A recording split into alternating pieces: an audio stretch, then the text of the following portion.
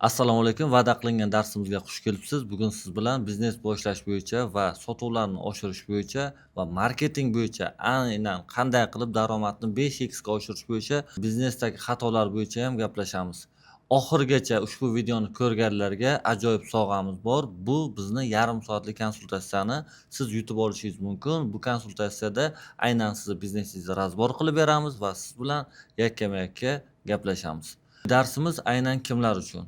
O'z sohasini mutaxassisi bo'lgan ekspertlarimiz uchun, tadbirkorlarimiz uchun va biznes boshlamoqchi bo'lgan insonlarimiz uchun. Aynan meni birinchi marta kuzatib turganlar uchun o'zimni tanishtirib o'tsam, mani ismim Miral Ramazonov. 7 yillik tajribaga ega marketolog, tadbirkorman. O'zimni natijalarim haqida aytadigan bo'lsam, 2018-yildan beri tadbirkorlikka kirgan bo'lsam, hozirgi kunda oshxona biznesim, o'zimni mashinam, Allohga shukr, mana Toshkentdan uy oldim. Mana shu barchasi o'zimni natijalarim va mana shu mehnatlarim orqasidan. Hozirgacha 1000 dan ziyod o'quvchilarni o'qitganmiz va mana shu o'quvchilarning ko'pisi noldan biznes boshlash va daromadlarini $1000 dan $30,000 gacha oshirishgan. Agar siz ham yosh tadbirkor bo'lsangiz, qanday qilib daromadingizni oshirmoqchi bo'lsangiz, ushbu videoni oxirigacha ko'rsangiz, bizni o'quvchilar natijalari va o'zim sizga qanaqa keyslar ishlatganman shu haqida gapirib beraman. Endi biznes boshlamoqchi bo'lgan tadbirkorlarimiz uchun 5 ta qadamni sanab beraman va bu 5 ta qadam orqali siz biznesingizni boshlashingiz mumkin. Birinchisi, nima uchun biznes boshlamoqchisiz? Shuni aniqlab oling. Ko'pchilik bizda biznes boshlamoqchi, lekin qanday boshlashni bilmaydi yoki biznesi bor, tanishidan ko'rgan va o'sha biznesni men ham qilmoqchiman deydi.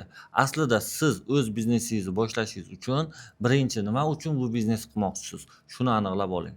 Ikkinchisi, o'zingiz zo'r bo'lgan sohani tanlang. Ya'ni qaysi sohani yaxshi bilasiz va o'sha sohani tanlashingiz kerak. Juda ham ko'pchilik o'zi bilmagan sohaga ham kirib biznes boshlamoqchi bo'ladi. Siz qaysi sohada zo'rsiz, qaysi sohada o'zingizni ko'rsata olasiz? Mana shu sohani tanlang va bu sizni keyingi bosqichga olib chiqishingizga yordam beradi. Uchinchisi, tanlagan sohangizni chuqur o'rganing. Chunki siz o'zingiz sohangizni bilmasdan turib bu biznes boshlashingiz xato. Misol uchun, siz oshxona biznesini ochmoqchimisiz yoki psixolog bo'lmoqchimisiz, farqi yo'q. Qaysi sohada bo'lishingizdan qat'iy nazar, siz o'sha sohani bilishingiz va hamkasblaringiz qaysi etapda ishlayapti, qanaqa usulda ishlayapti, mana shuni o'rganing. Chunki buni bilmasdan turib biznes boshlash juda xato. To'rtinchisi, aniq maqsad va rejalar bilan ish boshlang. Chunki juda ko'pchilik maqsad qo'ymasdan, reja tuzmasdan ishni boshlaydi-da va ishni o'rtasiga kelganda to'xtab qoladi. Nimaga? Chunki aniq maqsad yo'qligi uchun. Agar siz biznes boshlamoqchi bo'lsangiz, uni maqsadlarga bo'lib chiqing.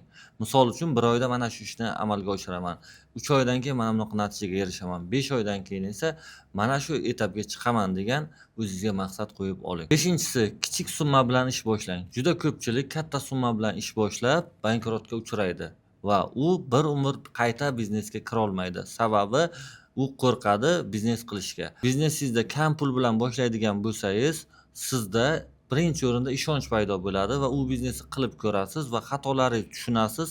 Keyin esa katta pul tiksangiz, siz natijaga erishishingiz oson bo'ladi. Shu uchun kichkina mablag' bilan birinchi ish boshlashni tavsiya qilaman. Biznes boshlashda 5 ta asosiy qadam bor. Buni siz biznesingizda qo'llashingiz shart. Birinchisi, tanilish. Odamlar sizni qachon tanisa, sizni bilsa, mahsulotingizni sotib oladi. Ikkinchisi esa bu ishonch. Odamlar siz haqingizda ishonishi kerak. Ya'ni siz o'zingiz mahsulotingizni, natijalaringizni kanalingizda, ijtimoiy tarmoqlaringizda ko'rsatishingiz shart. Sababi odamlar ishongan narsasini sotib oladi. Uchinchisi bu sotuv. Juda ham ko'pchilik faqatgina mani mahsulotimni sotib oling, mani sotib oling degani bilan mahsulotni hech kim sotib olmaydi. Qachon siz odamlarga qiymat berganingizdagina siz mahsulotingizni sotib oladi. To'rtinchisi bu g'amxo'rlik. Aynan siz mijozlaringizga g'amxo'rlik qiling. Masalan, sizni mahsulotingizni sotib oldi yoki kursingizni sotib olgan insonni doim unga nimadir qiymat bering yoki uni yo'qlab turing. Yo uni muammosini hal qilib beradigan bir kichkinagina yechim toping. Mana shundagina siz g'amxo'rlik qilasiz. Ular ham sizni tavsiya qilishni boshlaydi. Bu 5-inchisi tavsiya. Agar siz mijozlaringizni ko'paytirishni xohlasangiz, odamlarga g'amxo'rlik qiling va ular sizni boshqalarga tavsiya qiladi. Hozirgacha bu formuladan shaxsan o'zim foydalanaman va o'quvchilarimga ham berganman. Siz ham foydalanib ko'ring. Misol uchun, men qanday foydalanganman? Boshida 20 ta, 30 ta odamni olganman. Mana shuni o'qitishni boshlaganman. Mana shu o'quvchilarimiz o'zi qolgan 80% mijozlarni tavsiya qilishgan. Xohlagan bir ishni boshlashingizda mana shu 4 ta marketing qoidasini bilishingiz shart. Birinchisi jalb qilish, ishlash, saqlash va qaytarish. Mana shu 4 ta qoidani biznesingizda qo'llashingiz kerak. Birinchisi bu jalb qilish. Bu nima degani? Bu siz o'z mahsulotingizni reklama qilishingiz. Agar misol uchun siz reklama bermasdan, odamlarni jalb qilmasdan sotmoqchi bo'lsangiz, bu xato. Siz banner yopishtirishingiz ko'chaga, reklama qilishingiz, televideniyada yoki Instagramda, YouTube'da, Telegramda target yoqishingiz, har xil videolar chiqarishingiz ham bu jalb qilishga kiradi. Ikkinchisi bu ishlash. Agar siz jalb qilgan mijozlar bilan ishlamasangiz, mijozlar sizdan ketib qoladi. Tasavvur qiling, $1000 reklama yoqdingiz, sizga 1000 ta mijoz murojaat qildi. Shundan siz 100 tasi bilan gaplashdingiz, 900 tasi qolib ketdi. Bu degani sizni $900 pulingiz ko'ydi degani. Shu uchun har bitta tikayotgan pulingizni, mablag'ingizni mana shu ishlashga qarating. Ya'ni sizni qancha odamga qurbingiz yetadi? Misol uchun biz har oyda 20 ta odamga dars o'tadigan bo'lsak, 20 ta odamga target yoqamiz. Ya'ni 20 ta odam olib kelishga target yoqamiz. Agar siz o'zingizni biznesingizni rivojlantirmoqchi bo'lsangiz, demak siz qancha natija kerak? Shuni aniqlang va o'shanga qarab fokus qarating. Uchinchisi, mijozlarni doim saqlab qolishga harakat qiling. Juda ham ko'pchilik biznesini boshlaydi bir martalik. Masalan, siz sartarosh bo'lishingiz mumkin, siz psixolog bo'lishingiz mumkin, siz doktor bo'lishingiz mumkin, siz o'qituvchi bo'lishingiz mumkin, tadbirkor bo'lishingiz mumkin. Biznesingizda siz mijozlarni saqlab qolishga harakat qiling. Saqlab qolish uchun boya aytganimdek, g'amxo'rlik qilishingiz yoki unga qanaqadir chegirma berishingiz, qayta kelishi uchun unga nimadir bonuslar taklif qilishingiz mumkin. To'rtinchisi esa bu qaytarish. Agar siz mijozlaringizni qaytarmas ekansiz, ya'ni qaytarish degani bu nima degani? Siz misol uchun mijozlaringiz kontagini olib qo'ysangiz, har oyda misol uchun unga SMS yuborishingiz mumkin.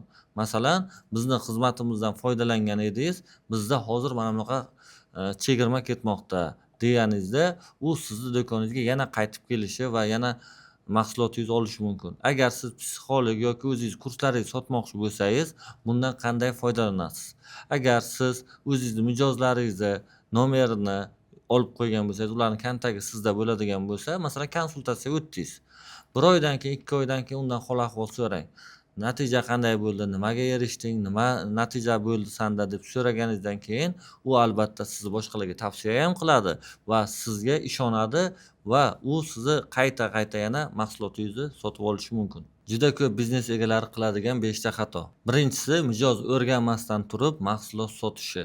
Agar siz mijozingiz og'rig'ini, muammosini bilmasangiz, qanday unga mahsulot sotishingiz mumkin? Shu uchun birinchi mijoz muammosini o'rganing, keyin esa unga sotishga harakat qiling. Ikkinchisi, marketing va reklamaga e'tibor bermaslik. Agar siz o'z biznesingizda faqatgina sotishga urinayotgan bo'lsangiz, reklama bermayotgan bo'lsangiz, marketing strategiyalarini biznesingizda qo'llamayotgan bo'lsangiz, bu eng katta xatolardan bittasi. Uchinchisi, narxni xato belgilash. Agar siz mahsulotingizni yoki xizmatingizni arzon sotayotgan bo'lsangiz ham sotilmasligi mumkin yoki qimmat sotayotgan bo'lsangiz ham sotilmasligi mumkin. Shu uchun narxni doim to'g'ri qo'yishimiz kerak. To'rtinchisi, sotuv tizimini yo'lga qo'ymasligi. Juda ko'pchilik faqatgina sotaman degan umid bilan yoki sotilmayapti degan kamchiliklar bilan bizga murojaat qiladi. Aslida ularda sotuv tizimi yo'q. Agar siz sotuv tizimingizni to'g'ri qo'yadigan bo'lsangiz, albatta sotuvlaringiz bir necha barobarga oshishi mumkin. Beshinchisi esa daromad va xarajatlarni nazorat qilmaslik. Juda ko'pchilik zo'r pul topadi va xarajatni to'g'ri nazorat qilmaganligi sababli keyingi oyda u yana nolga tushib qoladi. Agar siz to'g'ri daromadni nazorat qiladigan bo'lsangiz, biznesingiz tezroq va yaxshiroq o'sadi. Sotuv oshmasligining 3 ta sababini ko'rib chiqamiz. Birinchisi bu o'zingizga bo'lgan ishonch. Agar siz sotuvingizni zo'r qilib oshirmoqchi bo'lsangiz, albatta o'zingizga ishonishingiz kerak. O'ziga ishonmagan odamga hech qachon birov ishonmaydi. Shu uchun siz sotuvingizni oshirmoqchimisiz, o'zingizga ishoning. Ikkinchisi esa mahsulotga bo'lgan ishonch. Agar siz mahsulotingizga yoki xizmatingizga ishonmasangiz ham, sizni mahsulotingizni odamlar sotib olmaydi. Uchinchisi odamlar sotib olishiga bo'lgan ishonch. Agar siz mahsulotingizni sotmoqchi bo'lsangiz, demak odamlar oladi degan tushuncha bo'lishi kerak. Shundagina siz mahsulotingizni ko'proq sotasiz. Bugungi darsimiz sizga manfaatli bo'lgan bo'lsa, men bundan xursandman. Agar siz o'zingizni biznesingizni boshlamoqchi bo'lsangiz yoki sotuvlaringizni oshirmoqchi bo'lsangiz yoki biznesingiz bor, bir joyda qotib qolgan bo'lsa, biz sizga yordam beramiz. Siz uchun oxirida sovg'a beramiz degan edik. Sizga yarim soatlik konsultatsiyamizni bermoqchimiz. Faqatgina pastda link qoldiramiz. Mana shu link orqali ro'yxatdan o'ting. Sizga ushbu sovg'amizni beramiz. Aynan siz bilan birga o'tirib biznesingizni razbor qilamiz va biznesingiz kamchiliklarini o'rganib chiqamiz va unga to'g'ri yechim beramiz.